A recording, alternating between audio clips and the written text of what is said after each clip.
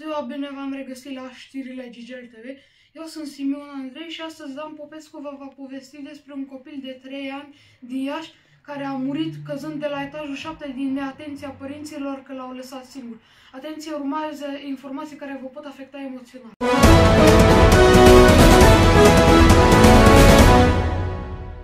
Așa cum v-a zis colegul meu Simeon povesti de un copil de 3 ani care a murit căzând de la etajul 7, deoarece a fost singur acasă. Dar înainte de toate, vă prezint sponsorul canalului, Lucky Hub. Lucky Hub este un canal de YouTube care se prezintă videoclipuri cu Lucky și plușurile acestora. Nu uitați să vă abonați și să omorâți butonul de like, altfel Lucky va fi trist. Acest copil a căzut ieri seara în Iași, cum v-a zis colegul meu, și acum vă voi prezenta imaginile acestei tragedii.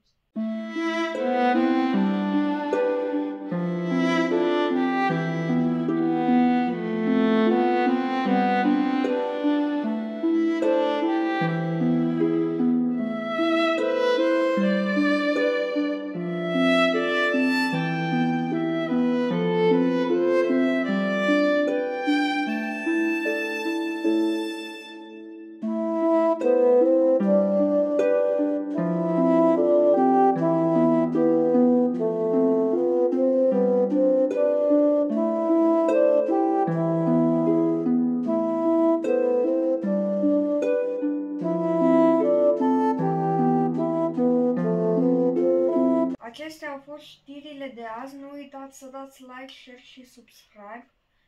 Și noi ne vom vedea într-un alt episod la știrile Gigel TV. Și nu uitați, abonați-vă pe Lucky Hub. Sau Lucky iar va fi trist.